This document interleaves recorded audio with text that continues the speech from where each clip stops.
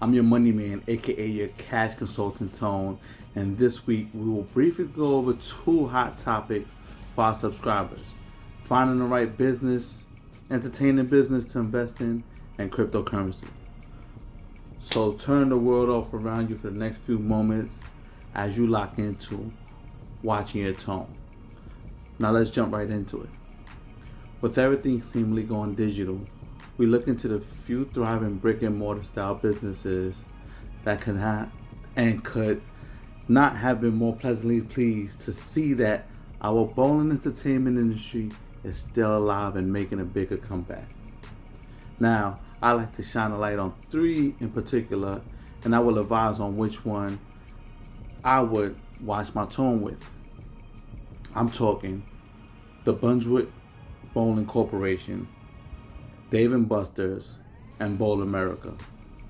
Now let's run through some numbers. In 2020, the total revenue for Brunswick Bowling Corp was 542 million. Dave and Buster's was 54 million, and Bowl America was 8 million.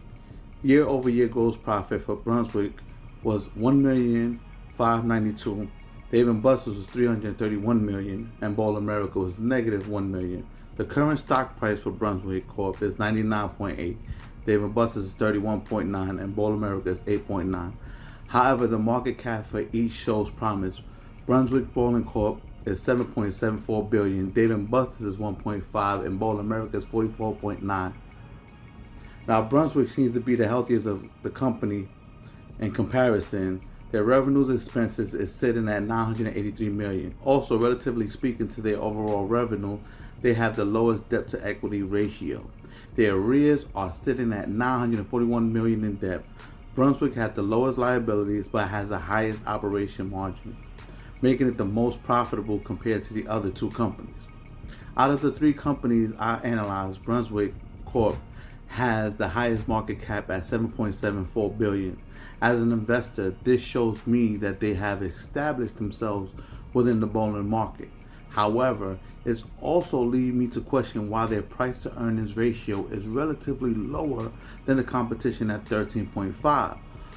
Are they willing to adjust to new trades, technology, and modernize their company? Or are they utilizing their traditional style and hoping it will continue to carry the business forward? On a good note, Brunswick Corp has more than doubled from 56.5 to 117.6 within the 52-week range. Moving on to Dave & Buster's. It is the highest rank of all three companies. According to Yahoo Finance, their debt to ratio is sitting at 0.92%, which is a total of $1.86 billion of debt. While having the highest gross margin balances out the company's good standing with investors and stockholders, year over year, they are bringing in a negative net income. Regarding the 52-week range, Dave & Buster's has quadrupled in numbers, going from 13 to 51.73. This puts Dave & Buster's at number one within the year in gains. Their stock price is relatively low at 31.9, but has a trending upward motion. However, as an investor, I would hesitate to go into this purchase because Dave & Buster's are overvalued based on the financial summary. Lastly, Bowl America is the company that stands out to me for having the best chance for investment and turnaround.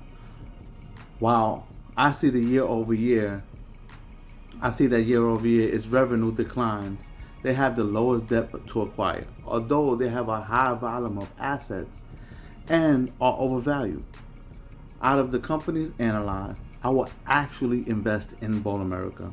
While it has the lowest market cap at 45.96 million, it shows a ton of promise for new investors. It is the most under-promised company in the industry, and its stock price at 8.9 makes it relatively easy to buy in a considerable portion. Their high price to earnings ratio also indicates that other investors are willing to pay more high-end because of the growth expectations. Furthermore, Bowl America is a great position to consider a vertical merger or maybe a conglomerate merger for cross-promotional opportunities. Because, according to Avani, if it all goes according to plan, These changes should lead into increased profits, stronger growth, and ultimate better value for shareholders. Now, let's answer some of our viewers' questions regarding cryptocurrencies and stablecoins. Our first question from Brady out of Tampa asks, if you had a limit to accept one of these types of cryptocurrencies, would you choose to accept stablecoins instead of one of the other types? Why or why not? Now, I would not choose to accept stablecoins instead of the other types. According to iCodeHolder.com, stablecoins are decentralized and can be stolen from your bank account, and the owners remain confidential because the collateral system is entirely decentralized. Thus, trust issues arise with stablecoins. Therefore, for that reason alone, I will find myself highly hesitant, as these stablecoins tend not to be as stable as they mention. However, I would say that once the issue is resolved, tested, and proven, I would highly be inclined to consider accepting stablecoins, as it will provide a more affordable system, provide lesser processing fees, and will have a shorter transaction time. Stablecoins are backed by stable assets such as USD and gold, which has proven that over time they will exist.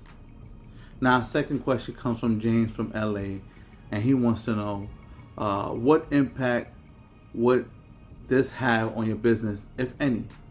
Now, ultimately, I believe that any business that does not attempt to stay ahead of the curve will fall behind.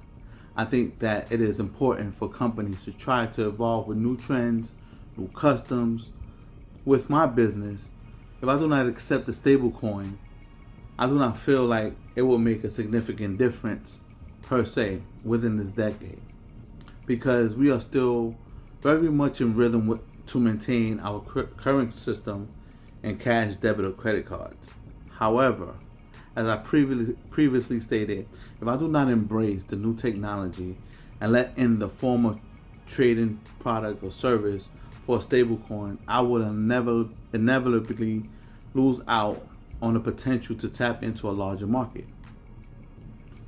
So the third question comes from Serena out of LA as well, asked, do you think most businesses will be accepting cryptocurrency in the future? Serena, absolutely. Just like most businesses adapt to accepting and operating through credit and debit cards over the years, I think the same will be true for cryptocurrency. Lastly, Dak from Dallas asks, would you consider investing in cryptocurrency? Why or why not? In my previous post in Week 10's Cheddar's Chat, I mentioned that I have actually invested in Bitcoin, Dogecoin, Cardano, and looking into investing into Ethereum. I'm not afraid to take chances based on heavy research and believe in the technologies of tomorrow. While some people may not embrace it as I would from fear or lack of understanding, I tend to think otherwise, and highly recommend that we, as digital entrepreneurs, take a second look at cryptocurrency to give it a chance. Now, that is all for this episode, my people, but make sure you send your questions to the email below. Subscribe for more insights and allow me to help you watch your tone. Peace.